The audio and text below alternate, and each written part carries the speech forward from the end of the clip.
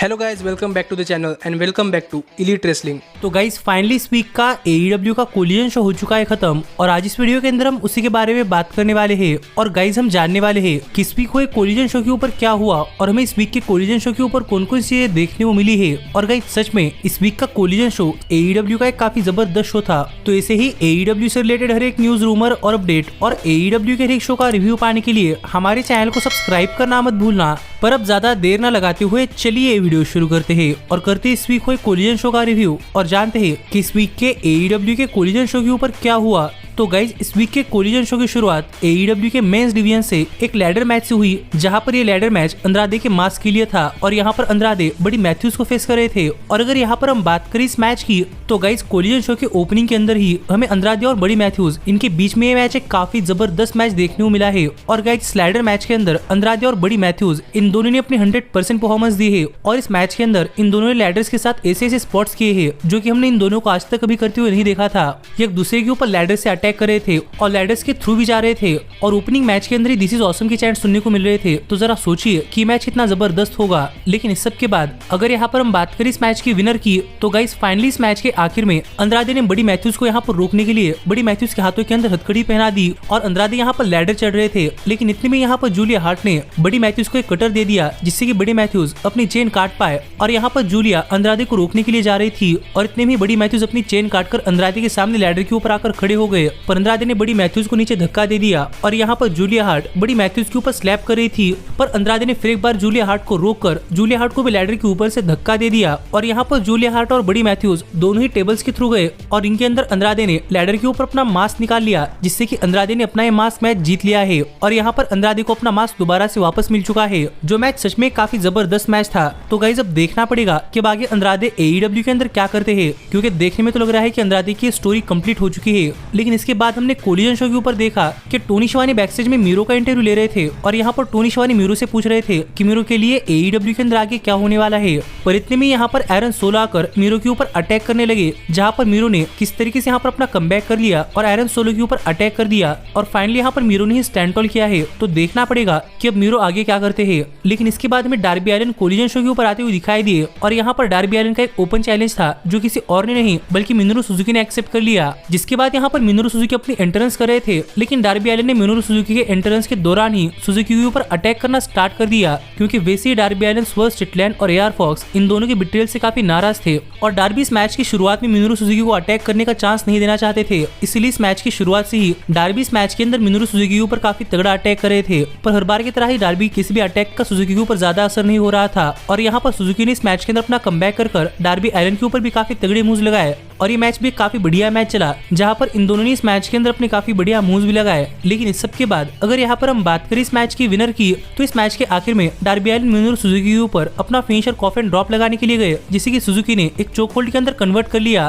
पर डार्बी ने इसे रिवर्स कर मिनोरू सुजुकी के ऊपर एक रोल अप पिन कर दिया जो कि सुजुकी समझ नहीं पाए और यहाँ पर सुजुकी को पिन कर डार्बी एलिन ने मैच जीत लिया है, जो देखकर खुद सुजुकी सरप्राइज थे कि सुजुकी किस तरीके से ये मैच हार गए। पर डार्बी की ये मैच जीतने के बाद यहाँ पर टाइटनट्रॉन स्क्रीन के ऊपर क्रिश्चियन केज और लुचासोरस आ गए और यहाँ पर डार्बी एलिन से बात करते हुए क्रिश्चियन केज ने कहा कि अब TNT चैंपियनशिप ऐसी चैंपियनशिप नहीं रही जहाँ पर कोई भी सुपरस्टार उठकर TNT चैंपियनशिप के लिए मैच रसल कर सकता है। और वैसे भी डार्बी एलिन, स्वर्स स्ट्रिकलैंड और AR फॉक्स इन दोनों की वजह से काफी बिजी चल रहे हैं। इसलिए यहाँ पर क्रिश्चियन केज चाहते हैं कि डार्बी एलिन TNT चैंपियनशिप के लिए नंबर 1 कंटेंडर होने के बावजूद अपना ये मैच रसल करने से मना कर दे, क्योंकि अगर ये मैच होगा तो क्रिश्चियन केज और लुचासोरस डार्बी एलिन का काफी बुरा हाल करेंगे और डार्बी एलिन का करियर भी जेपरेडी के अंदर आ सकता है। इसलिए क्रिश्चियन केज ने यहाँ पर डार्बी एलिन को अपना चैलेंज वापस लेने के लिए कहा। तो देखने के लिए मजा आने वाला था कि क्या डार्बी एलिन अपना चैलेंज वापस लेते हैं या नहीं। पर इसके बाद हमें कोलिजन शो के ऊपर समोआ जो एक 1-on-1 मैच के अंदर ग्रेविटी को फेस करते हुए दिखाई दिए और गाइस फिर एक बार ग्रेविटी इस मैच के अंदर समोआ जो का काफी मजाक उड़ा रहे थे और वो इस मैच के अंदर अपनी एजिलिटी का इस्तेमाल कर समोआ जो के ऊपर अटैक करना चाहते थे।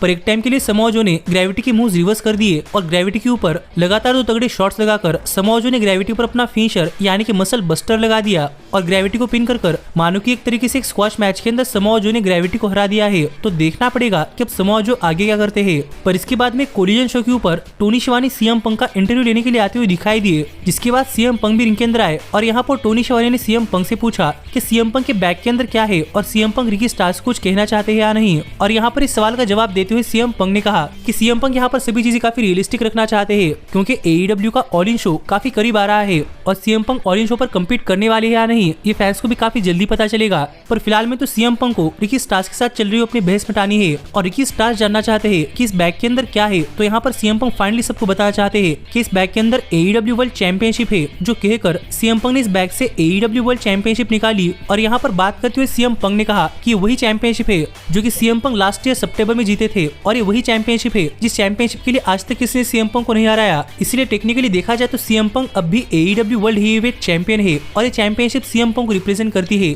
इसलिए सीएम पंक इस चैंपियनशिप पर अपना मार्क छोड़ने वाले हैं, जो कहकर सीएम पंक ने यहाँ पर स्प्रे पेंट लेकर वर्ल्ड चैंपियनशिप पर स्प्रे पेंट से एक्स निकाला। और यहाँ पर बात करते हुए सीएम पंक ने कहा कि ये एक्स सीएम पंक के करियर की शुरुआत से सीएम पंक को डिफाइन कर रहा है। ये एक्स से दिखाता है कि सीएम पंक स्ट्रेट एज है और ये एक्स से दिखाता है कि सीएम पंक अब भी AEW वर्ल्ड हेवीवेट चैंपियन है। जो बातें यहाँ पर सीएम पंक ने कही और पंक ऐसे कहते ही यहाँ पर रिकी स्टार्स आ गए और यहाँ पर सीएम पंक से बातें करते हुए रिकी स्टार्स ने कहा कि रिकी स्टार्स फिर एक बार आखिरी बार सीएम पंक को बताना चाहते हैं कि रिकी स्टार्स ने सीएम पंक को हरा दिया है और अगर सीएम पंक रिकी स्टार्स के एज के अंदर इस पोजीशन के अंदर होते तो सीएम पंक भी वही करते जो कि रिकी स्टार्स ने किया है। यानी कि एक तरीके से रिकी स्टार्स ने सीएम पंक को हराकर ही दिखा दिया है कि सीएम पंक नहीं रिकी स्टार्स कोलिजन गाय है। और इसीलिए अगर कोलिजन शो के ऊपर किसी को अपने आप को वर्ल्ड हेवीवेट चैंपियन कहने का मौका मिलना चाहिए तो रिकी स्टार्स है, क्योंकि रिकी स्टार्स सीएम पंक की वर्ल्ड चैंपियनशिप डिजर्व करते हैं। जो बातें रिकी स्टार्स ने कही, जिस पर सीएम पंक ने स्टार्स से पूछा कि क्या स्टार्स सीएम पंक से एक मैच चाहते हैं, जिस पर स्टार्स मना तो कर रहे हैं, लेकिन यहाँ पर सीएम पंक ने खुद से रिकी स्टार्स को चैलेंज करते हुए कहा कि सीएम पंक को लग रहा है कि रिकी स्टार्स सीएम पंक की वर्ल्ड चैंपियनशिप के लिए मैच चाहते हैं और सीएम पंक रिकी स्टार्स को ये मैच देने के लिए तैयार भी है,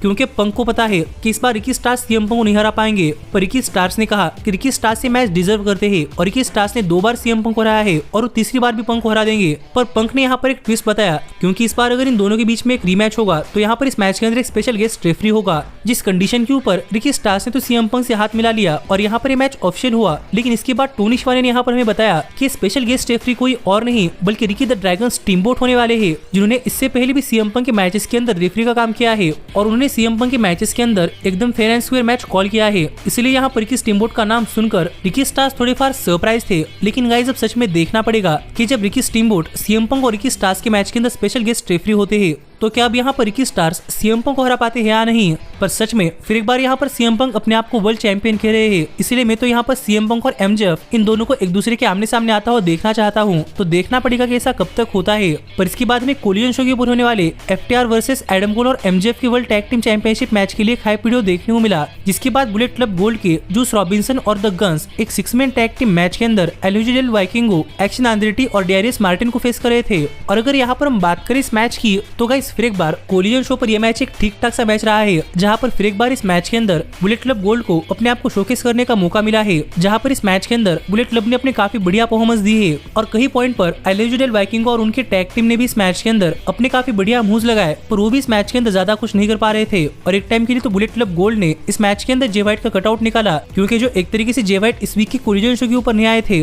पर फिर भी उनके शो पर अपीयरेंस हो जाए। लेकिन इस सब के बाद फाइनली इस मैच के आखिर में बुलेट क्लब गोल्ड ने डेरियस मार्टिन पर अपना टैग टीम फिनिशर लगा दिया और उन्हें पिन कर बुलेट क्लब गोल्ड ने ये मैच जीत लिया है। तो देखना पड़ेगा कि अब आगे बुलेट क्लब गोल्ड क्या करता है। लेकिन इसके बाद में कोलिजन शो के ऊपर टोनी स्टॉर्म एक बैकस्टेज सेगमेंट के अंदर बात करते हुए कहती हुई दिखाई दी कि हिकारू शिडा पैंडेमिक की विमेंस वर्ल्ड चैंपियन थी और पैंडेमिक की तरह ही सभी लोग हिकारू शिडा की women's world championship title reign को भूल चुके हैं और अब दोबारा से पैंडेमिक जैसी सिचुएशन नहीं आएगी, इसलिए हिकारू शिडा दोबारा से AEW विमेंस वर्ल्ड चैंपियन नहीं बन पाएंगी। जो बातें यहाँ पर टोनी स्टॉर्म ने कही तो देखने के लिए मजा आने वाला था कि जब इन दोनों के बीच में ये मैच होता है तो यहाँ पर कौन जीतता है। लेकिन इसके बाद में कोलिजन शो के ऊपर कियारा होगन एक 1-on-1 मैच के अंदर मर्सेडीज मार्टिनेज को फेस करती हुई दिखाई दी। और अगर यहाँ पर हम बात करें इस मैच की तो गाइस ये मैच इस वीक के कोलिजन शो के ऊपर विमेंस डिवीजन से एक ठीक ठाक सा मैच था, जहाँ पर इस मैच के अंदर ज्यादा कुछ नहीं था और इन दोनों स्टार्स की इस मैच के अंदर परफॉर्मेंस में मुझे काफी एवरेज लगी। और एक ठीक ठाक से मैच के अंदर फाइनली इस मैच के आखिर में मर्सेडीज मार्टिनेज ने कियारा होगन पर अपना फिनिशर लगा दिया और सबमिशन के सहारे मर्सेडीज मार्टिनेज ने मैच जीत लिया। पर इसके बाद भी मर्सेडीज मार्टिनेज कियारा होगन को नहीं छोड़ रही थी, जो देखकर यहाँ पर टीबीएस वुमेन चैंपियन क्रिस स्टैटलैंडर आ गई,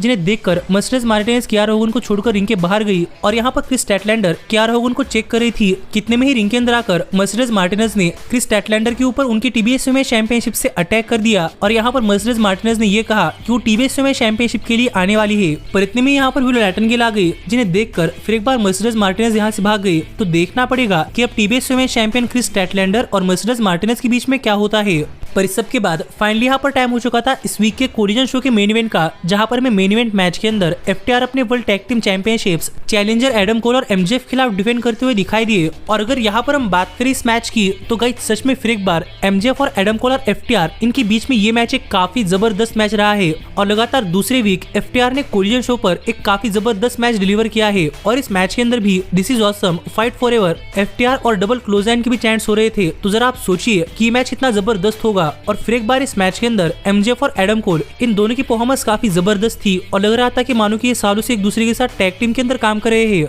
और आप समझ ही सकते हैं कि ये मैच काफी जबरदस्त मैच था, जहां पर एडम कोल और एमजेएफ के चलते एफटीआर को फैंस के बू का सामना करना पड़ रहा था। तो जरा सोचिए कि एडम कोल और एमजेएफ कितने ओवर हुए हैं। लेकिन इस सब के बाद अगर यहाँ पर हम बात करें इस मैच की विनर की, तो फाइनली इस मैच के आखिर में एफटीआर यहाँ पर एडम कोल पर अपना टैग टीम फिनिशर लगाने के लिए जा रही थी, पर एमजेएफ ने यहाँ पर एडम कोल को धक्का दिया और एमजेएफ खुद एफटीआर के सामने गए, जहाँ पर एफटीआर एमजेएफ पर अपना फिनिश लगाने के लिए गई, पर एमजेएफ ने इसे रिवर्स कर दिया और एमजेएफ कैश व्हीलर पर अपना फिनिश लगाने के लिए जा रहे थे। लेकिन फिर एक बार डैक्स हारूड ने पीछे से एमजेएफ के ऊपर एक रोल अप पिन कर दिया, जो कि एमजेएफ समझ नहीं पाए और एमजेएफ को पिन कर एफटीआर ने ये मैच जीत लिया है। और एफटीआर स्टिल है AEW world tag team champions. जहां पर ये मैच खत्म होने के बाद एफटीआर और एडम कोल इनके बीच में एक हैंडशेक तो हुआ, लेकिन एमजेएफ कॉर्नर के अंदर काफी नाराज बैठे थे और एमजेएफ अपने आप को ब्लेम कर रहे थे कि एमजेएफ से वजह से एडम कोल और एमजेएफ उनका ये टैग टीम मैच हार गए हैं। पर एडम कोल यहाँ पर एमजेएफ को सपोर्ट कर रहे थे और एडम कोल ने आकर एमजेएफ को वर्ल्ड चैंपियनशिप भी दी। और एडम कोल ने एमजेएफ से कहा कि एमजेएफ को नाराज होने की जरूरत नहीं है, एमजेएफ और एडम कोल ये दोनों अब भी साथ होने वाले हैं। पर अगर एमजेएफ का गुस्सा शांत नहीं होता तो फिर एमजेएफ एडम कोल के ऊपर अटैक कर सकते हैं। ये कहकर एडम कोल मुड़कर खड़े हो गए और एमजेएफ अपने आप पर काफी गुस्सा थे, इसलिए लग रहा था कि शायद यहाँ पर एमजेएफ एडम कोल पर अटैक कर सकते हैं। पर एमजेएफ ने वर्ल्ड चैंपियनशिप फेंक दी और एमजेएफ और एडम कोल ने यहाँ पर एक दूसरे के साथ एक हक कर लिया, यानी कि ये दोनों अब भी बेस्ट फ्रेंड्स रहने वाले हैं। जिसके साथ ही इस वीक का कोलिजन शो ऑफ एयर चला गया, जो शो मुझे तो काफी ज्यादा पसंद आया है। और गाइज आप भी मुझे कमेंट कर बताइए कि आपको इस वीक का कोलिजन शो कैसा लगा। पर गाइज सच में मुझे ये शो काफी पसंद आया है और आप ऐसे ही एईडब्ल्यू से रिलेटेड हर एक न्यूज, रूमर और अपडेट और एईडब्ल्यू के हर एक शो का रिव्यू पाने के लिए हमारे चैनल को सब्सक्राइब करना मत भूलना। लेकिन अब मैं मिलता हूँ आपसे अगली वीडियो के अंदर, पर तब तक stay healthy, stay happy and keep watching elite wrestling. Hey, did you like that video? Click the screen for more. And where do you think you're going? Check out our official merchandise page and to support the entire cast. And thanks so much for being the elite. The elite, the elite. What, Nick, you're not going to sing it all with me this time?